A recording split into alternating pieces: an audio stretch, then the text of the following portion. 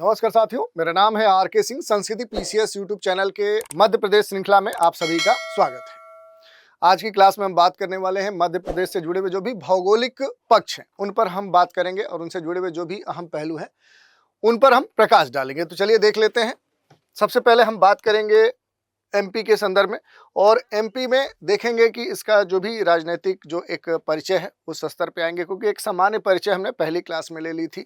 देख लिया था कि आखिर जो मध्य प्रदेश है वो कहाँ पर है और उससे जुड़ी हुई जो बेसिक जानकारी थी उस पर हमने बात कर ली। अब थोड़ा सा उसी को हम और एलोबरेट करेंगे। मध्य प्रदेश के अगर हम बात करें तो भारत के बीचों बीच आपको देखने को मिलेगा ये मध्य प्रदेश है। ये जो राज्य है बीचों बीच में आप देखेंगे तो मध्य प्रदेश, जिसे हम आम बोलचाल में एमपी कहते हैं, तो ये भारत का आप देखेंगे तो एक तरह से क्या है, ये पूरी तरह से सेंटर में है और इसी कारण से इसे भारत का क्या बोलते हैं, इसे हम केंद्रीय राज्य बोलते हैं। एक तरह से पहले भी हमने बताया था कि ये क्या है, एक तरह से जैसे किसी भी व्यक्ति का हार्ट होता है, ठीक भारत के संदर्भ में देखें तो इसे क्या बोला जाता है, तो इसे हृदय प्रदेश कहा जाता है, हार्ट स्टेट कहा जाता है। बीचों बीच एकदम से इसकी अवस्थिति है। और भूवैज्ञानिक दृष्टिकोण से देखेंगे तो ये जो पूरा प्रदेश है, जो गोंडवाना लैंड है, उसी का क्या माना जाता है, ये हिस्सा माना जाता है। तो ये सारे जो तथ्य है ये क्या है कि ये आपके एग्जाम के दृष्टिकोण से क्या हो जाते हैं, ये सबसे अहम हो जाते हैं। कल भी हमने बताया था कि ये जो स्टेट है मध्य प्रदेश, आप देखेंगे पूरी तरह से क्या है, ये लैंड लॉक्ड है। आप पढ़े भी होंगे कि वैसे क्षेत्र जो पूरी तरह से क्या हो, वो भूमि आबद्ध हो, उन्हें क्या बोलते हैं, हम लैंड लॉक बोलते हैं। यानी उनकी जो सीमा, कोई भी स्थलीय जो एक क्षेत्र है, अगर उसकी सीमा किसी भी एक तरह से अंतर्राष्ट्रीय सीमा या जलीय सीमा से नहीं लगती है तो बोला जाता है कि ये पूरी तरह से क्या है, भू आबद्ध है, लैंड लॉक्ड है। तो ये क्या है, पूरी तरह से आप देखेंगे कहीं से भी, जैसे बाकी राज्यों की बात करेंगे, जैसे इधर देखिए महाराष्ट्र, इसकी जो सीमा है वो किससे लग रही है, जलीय सीमा से लग रही है। इधर के जो राज्य हैं उनकी सीमा देखेंगे तो किसी अंतर्राष्ट्रीय सीमा से लग रही है। तो ऐसी कोई स्थिति यहाँ पर आपको मध्य प्रदेश के संदर्भ में देखने को नहीं मिलेगी कि मध्य प्रदेश की सीमा किसी अंतर्राष्ट्रीय सीमा से लगती हो या किसी समुद्री जलीय सीमा से लगती हो। जैसे इधर के कुछ राज्य आप देखेंगे तो वो अंतर्राष्ट्रीय सीमा भी साझा करते हैं और जलीय क्षेत्र से भी वो जुड़े हुए हैं। तो ये बेसिक तौर पे आपने मध्य प्रदेश के संदर्भ में देखा। उसका बड़ा जो मैप है वो आप यहाँ पर देख सकते हैं। जैसे आप देखें तो मध्य प्रदेश की जो सीमा है अगर भारत के किन राज्यों से लगती है, कल भी हमने बताया था, तो उसको यहाँ पर आप देख सकते हैं। यूपी, दूसरी तरफ देखेंगे तो राजस्थान, गुजरात और महाराष्ट्र के अलावा छत्तीसगढ़। तो ये कुछ महत्वपूर्ण राज्य हैं। ओवरऑल देखेंगे तो 1, 2, 3, 4 और 5 कई बार सीधे पूछ देता है कि इस राज्य की जो सीमाएं हैं वो कितने राज्यों को स्पर्श करती हैं। तो ये प्रश्न आपसे सीधे यहाँ पर पूछा जा सकता है। अब थोड़ा सा और आगे बढ़ते हैं। जैसे कल हमने इसकी भौगोलिक जो अवस्थिति है कि आखिर किस देशांतर, किस अक्षांश में मध्य प्रदेश देखने को मिलता है, जिसको हमने एक फैक्चुअल स्तर पे आपको दिखा दिया था कि ठीक है, जो अक्षांश है यहाँ पर आप देखेंगे तो 21 डिग्री से लेकर 6 मिनट, यहाँ पर देखिए, यहाँ से ये उत्तरी अक्षांश आप देखेंगे तो 21 डिग्री 6 मिनट से लेकर ये कहाँ तक है, तो ये 26 डिग्री 30 मिनट तक क्या है, ये फैला हुआ है। और ऐसे ही ये हमने क्या देख लिया, लैटिट्यूड देख लिया। लॉन्गिट्यूड की बात करेंगे कि आखिर ये जो विस्तार है ये क्या है, तो कल भी हमने बताया था। यहाँ पर आप देख सकते हैं कि इधर से क्या है, 74 डिग्री 9 मिनट से लेकर ये कहाँ तक फैला हुआ है, तो यहाँ पर देखेंगे 82 डिग्री 48 मिनट तक, यहाँ पर देख सकते हैं ये 82 डिग्री 48 मिनट तक क्या है, इसका विस्तार आपको देखने को मिलेगा। और इसी के आधार पर कल हमने बताया था कि उत्तर से जो दक्षिण, ये लंबाई अक्सर कई बार पूछ देता है कि मध्य प्रदेश का जो विस्तार है वो अक्षांशीय विस्तार अधिक है या देशांतरी विस्तार है। तो उसे समझने से पहले तो आसानी से आप देख सकते हैं, अगर आपको लंबाई ही पता हो कि उत्तर से दक्षिण जो लंबाई है वो कितनी मैंने बताई थी, तो वो 605 किलोमीटर बताई थी। और पूरब से पश्चिम वाली जो एक तरह से जो चौड़ाई है उसकी सीमा हमने बताई थी कि वो लगभग 870 किलोमीटर है। तो इसी से आप समझ सकते हैं कि जो इसकी चौड़ाई है, या कह सकते हैं कि जो देशांतरी विस्तार है वो अपेक्षाकृत अधिक है। भारत की जो मानक रेखा है जिसे हम 82.5 डिग्री बोलते हैं, 82 डिग्री 30 मिनट बोलते हैं, वो भी इसी राज्य से गुजरती है और सिंगरौली जो डिस्ट्रिक्ट है वहाँ से वो पास होती है। तो ये बेसिक जानकारी है जो आपको पता होनी चाहिए। कर्क रेखा महत्वपूर्ण हो जाती है क्योंकि कर्क रेखा जो है वो एमपी के कई सारे जो डिस्ट्रिक्ट्स हैं उनको क्या करती है, क्रॉस करती है। तो ये भी आपसे पूछा जा सकता है। अब देखिए उस पर आएंगे, डिटेल से हम देखेंगे, उसकी जानकारी लेंगे। लेकिन उससे पहले अगर हम देखें सीमावर्ती जो क्षेत्र हैं उनको भी हम देख सकते हैं कि आखिर कौन कौन से एक तरह से जो भी सीमावर्ती डिस्ट्रिक्ट हैं वो कौन से हैं, तो उनके बारे में डिटेल से आपसे पूछा भी जा सकता है। जैसे यहाँ पर जो एमपी के जो डिस्ट्रिक्ट्स हैं वो यूपी के कई सारे जो ज़िले हैं उनसे टच करते हैं। इधर आएंगे तो राजस्थान से कई सारे जो ये जितने नाम दिए गए हैं ये क्या होंगे, ये राजस्थान से टच होंगे। इधर आएंगे तो गुजरात से कुछ जो ज़िले हैं वो एमपी के टच होंगे। इधर आएंगे तो महाराष्ट्र से टच होंगे और इधर आएंगे तो छत्तीसगढ़ से वो टच करेंगे। अब कौन से ज़िले हैं उनके नाम यहाँ पर डिटेल से हमने दे दिए हैं कि उत्तर प्रदेश से लगने वाले जो एमपी के ज़िले हैं वो कितने हैं, वो 14 हैं। तो यहाँ पर आपको क्या करना है कि यूपी के सामने मार्क कर देना है कि जो एमपी के 14 जो डिस्ट्रिक्ट्स हैं वो क्या होते हैं कि वो यूपी से लगते हैं। दूसरी तरफ अगर हम देखेंगे राजस्थान से, तो राजस्थान से क्या है कि कुल 10 ज़िले हैं जो एमपी के, वो किससे टच होते हैं, तो वो राजस्थान से टच होते हैं। ऐसे ही अगर गुजरात से बात करेंगे तो यहाँ पर सिर्फ 2 ही ज़िले आपको दिखेंगे। ये दोनों जो ज़िले हैं वो क्या होते हैं एमपी के, ये गुजरात से अपनी सीमा साझा करते हैं। महाराष्ट्र में आएंगे तो महाराष्ट्र से लगभग 10 जो ज़िले हैं, यहाँ से आप देख सकते हैं, इनको काउंट कर सकते हैं। 10 जो ज़िले हैं ये क्या होते हैं कि ये एमपी से अपनी सीमा साझा करते हैं। ठीक ऐसे ही छत्तीसगढ़ से कुल 7 जो ज़िले हैं वो सीमा साझा करते हैं और इनके बारे में पूरा विवरण यहाँ पर दिया गया है। एक बार पीडीएफ में आप इनको देख सकते हैं। तो ये हमने बेसिक जानकारी ले ली। सीमाओं की बात करें कि जो भी सीमाओं की बात करें, जो पहले हमने बताया कि ये हार्टलैंड है, हृदय प्रदेश है, और इसकी जो सीमा है वो किन राज्यों से लगती है, इसी का ये बड़ा मैप है, आप देख सकते हैं। एक तरह से उत्तर पूर्व में या उत्तर में अगर आप कहेंगे तो उत्तर में कौन सा देखने को मिल रहा है, तो एमपी के उत्तर में आपको उत्तर प्रदेश यानी यूपी देखने को मिल रहा है। उत्तर पश्चिम में आएंगे तो यहाँ पर क्या है कि आपको राजस्थान देखने को मिलेगा। पश्चिम में आएंगे तो आपको गुजरात देखने को मिलेगा। दक्षिण में आएंगे तो महाराष्ट्र देखने को मिलेगा और पूरब में छत्तीसगढ़ देखने को मिलेगा। तो इस तरह से क्या है कि आप एरो करके ये देख सकते हैं कि पूरब में छत्तीसगढ़ है। उत्तर पूरब में देखेंगे या उत्तर में तो उत्तर प्रदेश है। पश्चिम में यहाँ पर देखिए या उत्तर पश्चिम कह लीजिए तो राजस्थान है। ठीक पश्चिम गुजरात है, दक्षिण में महाराष्ट्र है। तो ये इनकी अवस्थिति है और सबसे अधिक पूछा जाता है कि जो एमपी है उसकी जो सीमा है वो किस राज्य से लगती है। तो यहाँ पर आप देखेंगे कि जो राजस्थान है, यहाँ पर इस चीज़ को आप मेंशन कर सकते हैं कि राजस्थान जो राज्य है ये सबसे लंबी जो सीमा है वो एमपी से क्या करता है, वो शेयर करता है, वो साझा करता है, ये पूछ लिया जाता है। तो ये आपको ध्यान रखना होगा। और जो सीमाएं हैं वो निर्धारित करने वाली भी कुछ नदियां हैं, जैसे उत्तर में चंबल है, दक्षिण में आप ताप्ती है, तो उन पर आएंगे। नदियों पर भी हम एक बार अच्छे से बात करेंगे। अब देखिए यहाँ पर कर्क रेखा की बात हो रही है। कर्क रेखा के संदर्भ में अगर कर्क रेखा की बात करेंगे तो ये महत्वपूर्ण एक अक्षांश रेखा होती है।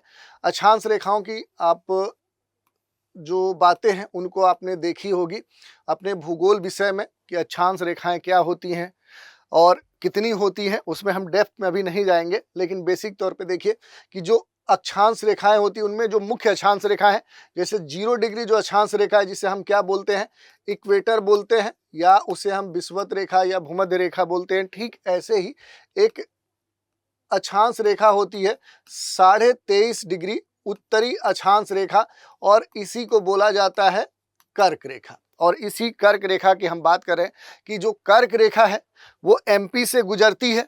ये आप देख सकते हैं, ये एमपी के मैप पर ये कर्क रेखा गुजर रही है और एमपी के कुल 14 जो 14 जिले हैं उनको ये क्या करती है, ये क्रॉस करती है। वो कौन से जिले हैं वहाँ पर डिटेल में आपके जो नाम हैं वो दिए गए हैं, आप देख सकते हैं। रतलाम, उज्जैन, राजगढ़, आगर, सीहोर है, भोपाल है, विदिशा है, रायसेन है, सागर है, दमोह है, जबलपुर है, कटनी है, उमरिया है, शहडोल है। तो ये पूरा इनका जो नाम है वो कई बार पूछ देता है कि एक तो बेसिक हो गया कि कितने जिले से ये कर्क रेखा गुजरती है, वो आपको ध्यान देना है। और ये जो कर्क रेखा है 23.5 डिग्री जो उत्तरी अक्षांश रेखा है, ये बीचों बीच में आप देखिए कि एमपी को 2 बराबर भागों में बांट रही है। लगभग आप देखेंगे कि 2 भागों में ये बांटने का काम कर रही है। ये सबसे अहम बात है। कर्क रेखा एक तरह से देखें तो ये नर्मदा जो नदी है उसके लगभग समानांतर एक तरह से खींची हुई आपको महसूस होगी, क्योंकि एक तरह से अब देखें तो ये काल्पनिक रेखा ही है। तो उसकी हम चर्चा करें और 14 जिलों से ये गुजरती है। भोपाल जो एमपी का संभाग है वो ऐसा एकमात्र एमपी का संभाग है जिसके 5 जो जिले हैं, चाहे वो भोपाल की बात करें, चाहे सीहोर की बात करें, राजगढ़ की बात करें, विदिशा की बात करें, रायसेन की बात करें, इनसे कर्क रेखा होकर गुजरती है। तो ये भी आपको पता होना चाहिए। तो बेसिक जो जानकारी है यहाँ पर पीडीएफ में हमने दे दी है। अब यहाँ पर हम बात करेंगे नेक्स्ट विषय की, वो है भौगोलिक मानचित्र का वर्गीकरण। तो ये सबसे अहम हो जाता है। ये आपको मैप दिया गया है, कहाँ का मैप है, तो ये एमपी का, मध्य प्रदेश का मैप है। इसको मुख्य रूप से 3 भागों में हम बांटते हैं। एमपी का मध्य का जो उच्च वाला जो क्षेत्र है, पूरब का जो पूर्वी पठार है, और उत्तर का जो एक तरह से देखें जो दक्कन वाला जो क्षेत्र है, उस रूप में विभाजित किया जाता है। एमपी के विभाजन से पूर्व देखें तो एमपी के लगभग 9 प्राकृतिक भाग माने जाते थे, लेकिन विभाजित जब एमपी से कटकर छत्तीसगढ़ बन गया तो अब खास तौर पे कहा जाता है कि प्राकृतिक तौर पे जो एमपी है वो अगर आप देखेंगे तो कुल 7 भागों में क्या किया जाता है, वो डिवाइड किया जाता है। तो ये भी आपको पता होना चाहिए। अब थोड़ा सा और डिटेल में हम आगे बढ़ेंगे। जो भी मध्य प्रदेश है उसकी जो भौतिक संरचना है, जो उसमें देखें जो रॉक्स है, चट्टाने आप जानते होंगे, चट्टान रॉक्स आप जानते होंगे, उसी के संदर्भ में थोड़ा सा हम बेसिक जानकारी लेंगे। अलग से हम इस पर टर्मिनोलॉजी पर ले लेंगे। जैसे किसी को चट्टान नहीं मालूम है, गोंडवाना लैंड नहीं मालूम है, तो अलग से एक टर्मिनोलॉजी की क्लास ले लेंगे। जैसे 1-2 क्लास हो जाएगी, तो जिसको भी दिक्कत होगी अगर कमेंट करेंगे आप, तो हम उस पर अलग से क्लास ले लेंगे कि बेसिक जो जानकारी है, क्योंकि क्लास प्रभावित ना हो, एक फ्लो बना रहे, तो ठीक ऐसे चलेंगे। अब देखिए भौतिक संरचना और जो भी चट्टाने हैं उनकी अगर हम बात करेंगे तो देखिए प्रदेश का जो भूवैज्ञानिक दृष्टिकोण है, उस दृष्टिकोण से अगर हम देखें तो ये पूरा पहले हमने बताया कि ये जो गोंडवाना लैंड है, उसी गोंडवाना लैंड का कह सकते हैं कि ये उस समूह से जुड़ा हुआ हिस्सा माना जाता है, उसी सेल समूह का ये हिस्सा है। ये महत्वपूर्ण बात है। गोंडवाना जो श्रृंखला है उसको 3 रूपों में बांटा जाता है। एक तो लोअर गोंडवाना, दूसरा मध्य गोंडवाना और अपर गोंडवाना, 3 रूप में इसे डिवाइड किया जाता है। और पश्चिम भाग में जो दक्कन ट्रैप है, बेसाल्ट जो चट्टाने हैं, विशेष करके मालवा पठार में आएंगे तो आपको खास तौर पे ये वाला जो पूरा क्षेत्र है मालवा का पठार, यहाँ पर आपको क्या देखने को मिलेगा, बेसाल्टी जो चट्टाने हैं वो देखने को मिलेंगी। पूरब में आएंगे जो विंध्यन वाला जो क्षेत्र है, विंध्यन वाला पूरा क्षेत्र सेल समूह के रूप में देखा जाता है। तो ये बेसिक जानकारी है, इनको आपको पता होना चाहिए। अब थोड़ा सा इसका क्लासिफिकेशन हम देखेंगे कि भौगोलिक जो संदर्भ में देखें तो पूरा जो विभाजन है वो प्राकृतिक विभाजन किस तरीके से किया जा सकता है। तो देखिए 3 रूपों में बांटा जाता है मेजर तौर पे। मध्य उच्च प्रदेश, सतपुड़ा जो पर्वत श्रेणी वाला जो क्षेत्र है, और पूर्वी जो क्षेत्र है जो पठार के रूप में है, जिसे पूर्वी पठार के रूप में कहा जाता है। इसका जो विभाजन किया जाता है, जैसे मध्य जो उच्च प्रदेश है उस रूप में अगर आप देखेंगे तो यहाँ पर आप डिवाइड कर सकते हैं। मैप पर इसको डिटेल में भी आप देख सकते हैं। देखिए मध्य जो उच्च प्रदेश है उसमें मूल रूप से आप देखेंगे तो क्या क्या आएंगे, तो मध्य जो भारत का पठार है वो आपको देखने को मिलेगा। इसके अलावा देखेंगे तो यहाँ पर क्या है कि रीवा जो पन्ना का पठार है वो आपको देखने को मिलेगा। उसके बाद आगे बढ़ेंगे तो आपको क्या देखने को मिलेगा, यहाँ पर जो मालवा का पठार है वो आपको देखने को मिलेगा। उसके बाद और आगे बढ़ेंगे तो आपको क्या देखने को मिलेगा, जो बुंदेलखंड पठार है वो आपको देखने को मिलेगा। और उसके बाद क्या आपको देखने को मिलेगा, जो यहाँ पर नर्मदा जो सोन घाटी क्षेत्र है वो आपको देखने को मिलेगा। तो ये जो आप देख रहे हैं ये क्या हो गया, ये आप मेजर तौर पे जो डिवीजन है कि मध्य जो उच्च प्रदेश है एमपी का, उसको आपने देखा। ठीक ऐसे ही क्या है कि दूसरा जो विभाजन है वो किस रूप में देख सकते हैं, सतपुड़ा जो श्रेणी प्रदेश है, ये वाला जो बीच वाला जो पूरा क्षेत्र है, इसको आप देख सकते हैं, जहां आपको राजपीपला देखने को मिलेगा। राजपीपला के अलावा आप ग्वालीगढ़ महादेव श्रेणी देखने को मिलेगा। मैकाल जो क्षेत्र है ये पूरा देखने को मिलेगा। तो ये दूसरा विभाजन हो गया। और सबसे पूरब में आप आएंगे तो यहाँ पर आपको क्या देखने को मिल जाएगा, पूर्वी पठार, या कह सकते हैं कि जो बघेलखंड वाला जो ये पूरब का जो एमपी का पूरा वाला जो आगे वाला जो पूरा क्षेत्र है, ये ईस्टर्न पार्ट है। आप देख सकते हैं जो प्लेटू वाला रीजन है इसे हम क्या बोलते हैं, पूर्वी पठार, और उसमें आपको बघेल जो खंड है उसका जो पठार है वो इसमें शामिल किया जाता है। तो इस तरह से आपको बेसिक जो इसका डिवीजन है वो आपको देखने को मिलता है। इनके बारे में अगर आप देखेंगे तो और डिटेल से देख सकते हैं। जो पूरा मैप है उसमें अगर क्षेत्र के प्रतिशत की बात करेंगे तो वो भी हमने यहाँ पर दिखा दिया है कि बेसिक तौर पे किसका कितना परसेंटेज है और उस क्षेत्र का विस्तार कितना है, उसे आप डिटेल में यहाँ पर देख सकते हैं। अब इनके बारे में अगर बेसिक जानकारी अगर आप जानने का प्रयास करें, जैसे मध्य भारत का जो पठार है जो सबसे उत्तर में आपको देखने को मिलेगा, तो ये चंबल उप जो आंध्र प्रदेश है उस रूप में जाना जाता है। चंबल, काली सिंध, ये जो नदियां हैं वो यहाँ पर क्या है, ये एक तरह से उनका प्रवाह क्षेत्र माना जाता है। दोमट जो मिट्टी है उसका विस्तार यहाँ पर देखने को मिलेगा। एमपी के जो उत्तर वाले जिले हैं, इधर अगर आप देखेंगे जो महत्वपूर्ण जो डिस्ट्रिक्ट आपको देखने को मिलेंगे, जैसे भिंड, मुरैना, ग्वालियर, गुना, या फिर इस तरह के जो भी शिवपुरी है, तो ये सारे जो डिस्ट्रिक्ट्स हैं वहाँ जो विस्तार है वो मध्य जो भारत का पठार है उसका माना जाएगा। दूसरी बात, मालवा के पठार की अगर बात करें तो पहले हमने बताया था कि बेसाल्टिक जो दक्कन ट्रैप की जो चट्टानें हैं वो यहाँ पर देखने को मिलती है। और यहाँ पर अगर आप आएंगे तो अगर मिट्टी की बात करेंगे तो यहाँ पर ब्लैक जो सॉइल है, काली जो मृदा है, उसका जो प्रभाव है वो देखने को मिल सकता है। जैसे यहाँ पर हमने बताया कि आपको क्या है, जो लोम सॉइल या दोमट जो मिट्टी है उसका क्षेत्र माना जाता है। डिस्ट्रिक्ट आपको ध्यान रखना है, भिंड, मुरैना, ग्वालियर, गुना, शिवपुरी सारे क्षेत्र यहाँ पर देखने मिलेंगे। यहाँ पर मालवा जो पठार है इस क्षेत्र में आएंगे तो आपको क्या है, बेसाल्टिक जो दक्कन ट्रैप है, यहाँ पर जो बेसाल्ट चट्टाने हैं उनका जो प्रभाव है वो आपको देखने को मिलेगा। सॉइल जो है वो ब्लैक सॉइल देखने को मिलेगा। और इस पूरे क्षेत्र में आएंगे तो कुछ महत्वपूर्ण जो पीक्स हैं, जैसे सिगार जो पीक है वो आपको देखने को मिलेगी, वो भी आप देख सकते हैं। यहाँ पर जो सिगार चोटी है उसको आप देख सकते हैं। तो ये बेसिक जानकारी हो गई। और इस पूरे क्षेत्र में जाएंगे तो जैसे मैप का डिस्ट्रिक्ट आपने देखा, तो ये पूरा जो क्षेत्र है मालवा का पठार एक बड़ा क्षेत्र है एमपी का। इंदौर, उज्जैन, रतलाम, मंदसौर, राजगढ़, बहुत सारे जो भोपाल है, ये सब इसी क्षेत्र में आते हैं। तो ये हमने देख लिया बेसिक तौर पे कि आखिर यहाँ पर कौन कौन से महत्वपूर्ण क्षेत्र हैं। अब देखिए बुंदेलखंड का जो पठार है ये भी महत्वपूर्ण है। जैसे यहाँ पर हम बेसाल्टिक चट्टानों को देख रहे हैं, तो यहाँ पर हम क्या चट्टानें देखते हैं, ये जो बुंदेलखंड वाला क्षेत्र है यहाँ पर आपको क्या देखने को मिलेगा, तो जो ग्रेनाइट चट्टान है, जो रॉक्स हैं, वो आपको देखने को मिल सकते हैं। यहाँ पर भी सिंध, बेतवा, धसान, ऐसे बहुत सारी जो नदियां हैं उनका प्रवाह क्षेत्र देखने को मिलता है। और ये जो पूरा क्षेत्र है ये खास तौर पे आप देखेंगे जो तेंदू का जो पत्ता होता है उसके लिए खास तौर पे ये जाना जाता है, उसका बड़े स्तर पे उत्पादन यहाँ पर देखने को मिलता है।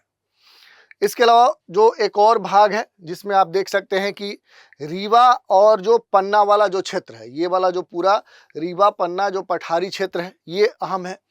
विंध्यन जो शैल समूह है उसी का ये हिस्सा माना जाता है। यहाँ पर बहुत सारे जो अनाज फसल हैं, जैसे गेहूं है, एक तरह से देखेंगे गेहूं बड़े स्तर पे यहाँ पर क्या किया जाता है, इस क्षेत्र में गेहूं का उत्पादन बड़े स्तर पे एमपी में किया जाता है। और यहाँ पर रीवा, सतना या पन्ना या इस तरह के जो भी दामोह है ये जिले यहाँ पर देखने को मिल जाएंगे। इसके अलावा और साउथ में आएंगे तो नर्मदा सोन घाटी आपको देखने को मिलेगा। ये एक तरह से आप देखेंगे भ्रंश घाटी का क्या है, ये उदाहरण आपको देखने को मिल सकता है। और इसकी एक लंबी जो नर्मदा एक तरह से लंबी चौड़ी जो घाटी है वो आपको देखने को मिल सकती है। और कृषि के दृष्टिकोण से देखें तो ये घाटी क्षेत्र अहम हो जाता है। दक्कन ट्रैप की जो चट्टानें हैं वो भी यहाँ पाई जाती हैं। यहाँ पर नर्मदा, सोन या दूधी, इस तरह की जो नदियाँ हैं उनका प्रवाह क्षेत्र माना जाता है। तो ये हमने देख लिया। इसके अलावा अगर आप देखेंगे तो जो सतपुड़ा और जो मैकाल श्रेणी वाला क्षेत्र है, ये वाला पूरा देखिए, सतपुड़ा और मैकाल श्रेणी वाला जो क्षेत्र है दक्षिण पश्चिम में अमरकंटक तक फैली हुई, ये पूरी पर्वत श्रेणी आपको देखने को मिलेगी। यहाँ पर महादेव जो पर्वत है, राजपीपला है, मैकाल जो श्रेणियाँ हैं उनका विस्तार आपको देखने को मिल सकता है। और यहीं पर सबसे ऊंची जो चोटी है वो धूपगढ़ आपको देखने को मिल जाएगी। और इसके आगे जाएंगे तो पहले हमने बताया था कि पूरब का जो पठार है, जिसे बघेल खंड का जो पठार है उसी में आता है। तो खनिज संपदा के दृष्टिकोण से देखें तो ये वाला भी क्षेत्र अहम माना जाता है। एमपी का उत्तर पूर्वी जो हिस्सा है, और यहाँ पर बड़े स्तर पे कई सारे जो खनिज हैं वो उपलब्ध हैं। यहाँ पर जो डिस्ट्रिक्ट हैं जैसे सीधी है, शहडोल है, या फिर सिंगरौली है, अनूपपुर है, डिडोरी है, ये पूरा क्षेत्र इस क्षेत्र में फैला हुआ आपको देखने को मिल जाएगा।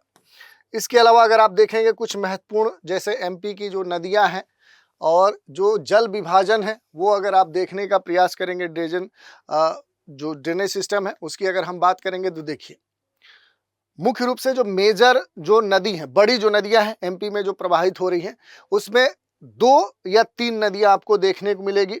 एक तो सबसे जो महत्वपूर्ण नदी है वो कौन सी नदी है, तो आपको यहाँ पर एक नदी देखने को मिलेगी जिसका नाम है नर्मदा। ये बड़ी नदी है, सेंट्रल वेस्ट से यानी कि मुख्य पश्चिम की ओर बहने वाली। ये देखिए इधर पूरब से क्या है, ये पश्चिम की ओर इसका फ्लो देखने को मिल रहा है। उत्तर में देखेंगे तो यहाँ पर एक महत्वपूर्ण जो नदी है वो आपको देखने को मिलेगी। वो कौन सी नदी है, तो वो चंबल है। चंबल महत्वपूर्ण नदी है और गंगा यमुना बेसिन की सहायक स्थिति से ये पूरी तरह से अलग है। अन्य अगर महत्वपूर्ण नदियों की बात करेंगे तो बहुत सारी नदियाँ, देखिए सिंध है, इधर से आए ये तो पार्वती है, इधर बेतवा है, काली सिंध है, इधर आएंगे तो बहुत सारी जो माही है, ये सारी नदियां, तापी है। तो ये कुछ महत्वपूर्ण देख सकते हैं कि एमपी में जो नदियां हैं ये प्रवाहित होती हैं। और मध्य प्रदेश राज्य में देखेंगे तो नर्मदा सोन विभाजन या फिर बिंद जो सतपुड़ा श्रेणी है उसमें क्या है कि ये एक तरह से जल विभाजन का काम करती है। तो बेसिक तौर पे ये जानकारी आपको रखना है। इसके अलावा अगर देखेंगे जो भी पर्वत श्रृंखलाएं हैं मध्य प्रदेश में और उनकी जो ऊंचाई है उनके बारे में बेसिक जानकारी आपको क्या करना है, वो रखना है। जैसे अगर यहाँ पर देखेंगे तो सबसे महत्वपूर्ण जो बात है वो विंध्याचल पर्वत श्रेणी की बात की जा रही है। ये महत्वपूर्ण पर्वत श्रेणी यहाँ पर फैली हुई आपको देखने को मिलेगी। इधर ये पूरी अरावली पर्वत श्रेणी है और यहाँ तक आप देखिए तो विंध्याचल जो पर्वत श्रेणी है ये आपको देखने को मिल जाएगी। इधर इसके नीचे देखेंगे तो नर्मदा जो सोन घाटी है वो आपको देखने को मिलेगी। तो नर्मदा के उत्तर, पूरब और पश्चिम में आप देखेंगे तो ये विंध्याचल का जो एक लंबा पर्वतीय क्षेत्र है इसका विस्तार देखने को मिलेगा। इसके अलावा अगर आप देखेंगे तो सतपुड़ा जो पर्वत श्रेणी है वो आपको देखने को मिल सकता है। और यहाँ पर यही इसी के अगर थोड़ा सा और किनारे बढ़ेंगे या दक्षिण की तरफ बढ़ेंगे तो आपको महादेव श्रेणी आपको देखने को मिल सकता है। तो जो सतपुड़ा पर्वत श्रेणी है ये क्या है कि नर्मदा के दक्षिण में, जैसे ये आप देखें तो ये उत्तर में भी है, पूरब में भी है, पश्चिम में भी है, लेकिन सतपुड़ा जो पर्वत श्रेणी है ये नर्मदा के दक्षिण में आपको देखने को मिल सकती है। महादेव, अमरकंटक इसकी एक तरह से शाखाएं हैं। तो इस तरह की बातें आपको देखने को मिल सकती हैं। इसके अलावा अरावली का जो एक मार्जिनल जो विस्तार है वो भी एमपी में देखने को मिलता है। तो मालवा के उत्तर पश्चिम में कुछ जो हिस्से हैं, जैसे माउंट आबू सबसे ऊंची चोटी है वो राजस्थान में स्थित है, और वहीं से फैली हुई अरावली का कुछ जो हिस्सा है वो आपको एमपी से सटा हुआ देखने को मिल सकता है। तो ये कुछ मेजर जो यहाँ पर महत्वपूर्ण जो पर्वत हैं। अब महादेव जैसे श्रेणी की हमने बात की, सतपुड़ा के दक्षिण में ही सटा हुआ क्षेत्र जो है वो क्या है, महादेव है। और इसकी जो चोटी है वो धूपगढ़ क्या है, इसकी सबसे ऊंची चोटी मानी जाती है। तो महादेव पहाड़ी में ही राज्य की सबसे ऊंची जो चोटी है वो धूपगढ़ मानी जाती है। तो ये राज्य की सबसे ऊंची चोटी मानी जाती है। ऐसे ही आप देखेंगे तो बहुत सारे जो पर्वत हैं, जैसे अमरकंटक जो पर्वत है वो आपको देखने को मिल सकता है। जैसे मैकाल जो श्रेणी है, यहाँ पर देखिए ये मैकाल श्रेणी है। तो मैकाल श्रेणी प्राचीन पर्वत के तौर पे जानी जाती है, नदियों के उद्गम बिंदु के रूप में इसे जाना जाता है। तो ये बेसिक ऐसे आप देखेंगे, जैसे पठारी क्षेत्र हमने देख लिया और ये कुछ महत्वपूर्ण पर्वतीय क्षेत्र हैं, नदियों को देख लिया। तो बेसिक हमने एक इंट्रो ले लिया, पूरी जानकारी ले ली कि एमपी से जुड़ी हुई जो भी भौगोलिक जो जानकारी है यहाँ पर डिटेल में हमने दे भी दिया है कि कौन सा जो पर्वत है उसकी जो विशेषता है मेजर तौर पे हमने रख दी है।